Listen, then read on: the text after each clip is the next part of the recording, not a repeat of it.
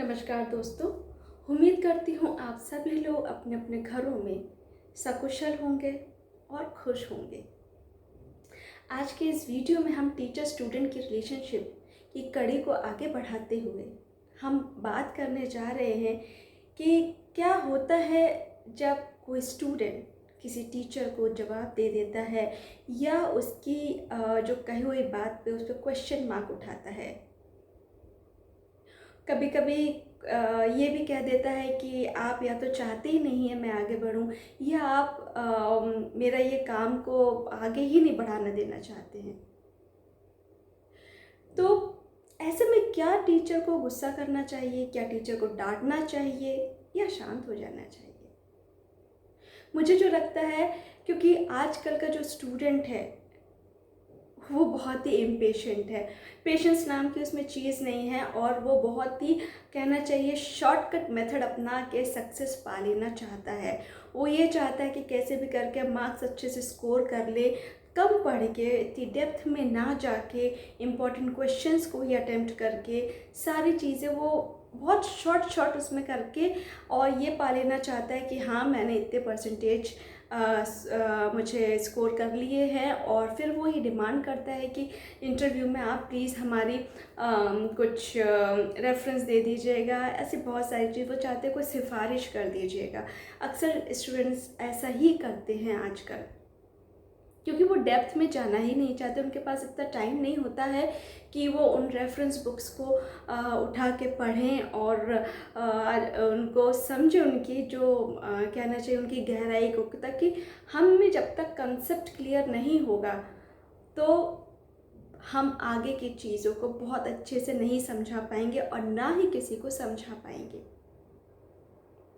ये आजकल एक बहुत ही कॉमन सी बात देखी गई है कि जो हम इम्पॉर्टेंट चीज़ें हैं, इम्पॉर्टेंट क्वेश्चंस हैं, टेक्स्ट बुक्स हैं, उनको पढ़ के ही अपना जो डिग्री है हम ले रहे होते हैं।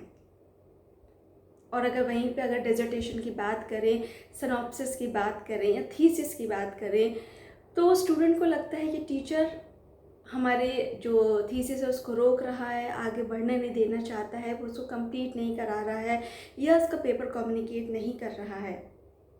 जबकि वास्तविकता कुछ और होती है, या तो वो पेपर उस लेवल का नहीं होता है या फिर वो बहुत सारी कमियां होती हैं या मिस्टेक्स होती हैं।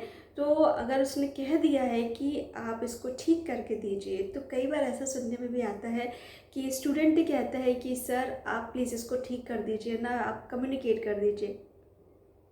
या फिर वो ये कहता है कि ऐसे ही कर दीजिए, आप बहुत सारा इसमें मिस्टेक्स निकाल रहे हैं, या आप तो चाहते ही नहीं है कि मेरा पेपर कम्युनिकेट हो। ऐसे में टीचर को कहीं ना कहीं थोड़ा सा तो हर्ट होता है, ये जाहिर सी बात है। लेकिन हमेशा टीचर को ये याद रखना चाहिए कि उसका जो प्लेस है, उसकी जो जगह है वो स्टूडेंट से कहीं ऊपर है, वो स्टूडेंट से कहीं ज़्यादा एक्सपीरियंस्ड है, समझदार है। चाहे वो हम एज की बात कर लें, चाहे वो हम एक्सपीरियंस की बात कर लें, अपने नॉलेज की बात कर लें। तो ऐसे में अगर आप अपना जो पेशेंस खो देंगे, उससे गुस्से में डांट देंगे, तो फिर आप में और उसमें फ़र्क ही क्या रह जाएगा। जानने की कोशिश कीजिए कि स्टूडेंट ऐसा कह रहा है तो क्यों कह रहा है, कि वाकई अगर आप ऐसा उसके साथ कर रहे हैं तो प्लीज़ ऐसा मत कीजिए। और अगर ऐसा नहीं कर रहे हैं तो ये जानने की कोशिश कीजिए, अगर उसने ऐसा स्टेटमेंट दिया है तो क्यों दिया है, क्या वो फ्रस्ट्रेटेड है, क्या वो नर्वस है, क्या ऐसी चीज़ है जो उसके काम को आगे नहीं बढ़ा रही। अगर वो मेहनत नहीं कर रहा है तो उससे कहिए मेहनत कीजिए, और अगर वो मेहनत सच में कर रहा है तो उसके मिस्टेक्स बताइए और ये कहने की कोशिश कीजिए कि ठीक है, अगर आपको ऐसा लगता है मैं जस्ट मिस्टेक्स बता रही हूँ, क्योंकि यह आपका पब्लिकली सबको दिखाई देने वाला है ये पेपर। अगर वहीं पे अगर आप थोड़ी सी मिस्टेक कर देंगे तो आपका ज़िंदगी भर का वो चीज़ सबके सामने एज इट इज़ रहेगी, आप उसको चेंज नहीं कर पाएंगे। इससे थोड़ी सी मेहनत करके उसको अच्छा सा गो थ्रू हो लीजिए, ताकि छोटी छोटी जो बहुत माइनर सी कहना चाहिए मिस्टेक्स हैं, जैसे आई की जगह वी लगाना और ऐसे बहुत सारी सिली सिली मिस्टेक्स जैसे कहना चाहिए, प्रॉपर फॉर्मेटिंग ना करना।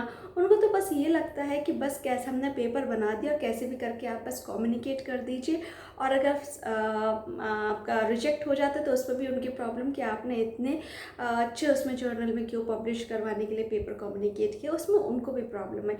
या फिर कहीं कॉन्फ्रेंस हो रही होती है, उसमें अगर उसका ज़्यादा फ़ीस है तो फिर हम फ़ीस कैसे पे करेंगे, ऐसे बहुत सारे उनके पास एक्सक्यूजेस होते हैं। तो ऐसे में आप क्या करें? ऐसे में या तो ये करें कि पहली बात तो ये उनको ये कह दे कि ठीक है बेटा, आप अपने तरीके से ही उसको पब्लिश करा लो, मुझे जो ठीक लगा था मैंने ऐसा किया, ठीक है, अगर मुझे नहीं आता तो आप ही कर लीजिए। क्योंकि ऐसे स्टूडेंट को समझाने का कोई मतलब नहीं है। और मुझे लगता है कि ऐसे स्टूडेंट को या फिर ऐसे लोगों को जो सच में समझना नहीं चाहते, या मुसीबत सामने आती है, प्रॉब्लम सामने आती है और अपनी आंखें बंद कर लेते हैं, उन्हें लगता है कि प्रॉब्लम तो चली जाएगी, लेकिन असल में ऐसा होता नहीं है। प्रॉब्लम तो कहीं नहीं जानी है, प्रॉब्लम तो आपके साथ में ही रहनी है। आपकी आंखें बंद करने से कुछ नहीं होगा, आपने वो फेस करनी ही पड़ेगी, फिर चाहे आप आंखें खोल के करें या आंखें बंद करके करें। तो ऐसे में बस शांत हो जाइए और उसकी भावनाओं को समझिए, ना कि उसे डांटिए, और उसको उसके हाल पे छोड़ दीजिए। और फिर ऐसे लोगों को जब वक्त सिखाता है ना, तो तब तक या तो उनको उसका बहुत पे करना पड़ता है, या फिर उनका बहुत तब तक नुकसान हो चुका होता है। स्टूडेंट से भी यही कहना चाहूँगी, अगर आप लोगों को ये लगता है कि आप इतने ही सक्षम हैं अगर टीचर से, तो अपना काम खुद करके दिखाइए। और अगर आप उनकी हेल्प सच में चाहते हैं तो उनका जो भी स्टेटमेंट है, उनकी जो भी एडवाइस है, एटलीस्ट उसको मानिए। या तो आप अपने मन की पूरी कीजिए या उनके मन की पूरी कर लीजिए। बीच मझधार में ना तो आप उनके रहते हैं ना अपने खुद के ही रहते हैं। और आउटपुट क्या निकलता है? ज़ीरो। ना टीचर सेटिस्फाई होता है, ना आप सेटिस्फाई होते हैं। तो अगर आप सच में, आप में इतना कैलिबर है, आप में इतना स्किल है, टैलेंट है, तो आप खुद भी कर लीजिए, कोई प्रॉब्लम नहीं है।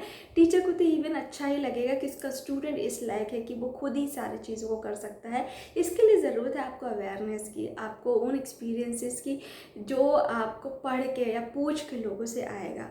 या तो आप उसमें एक्स्ट्रा टाइम दीजिए, और अगर आप एक्स्ट्रा टाइम नहीं दे सकते तो just trust on your guide, on your teacher, that's it.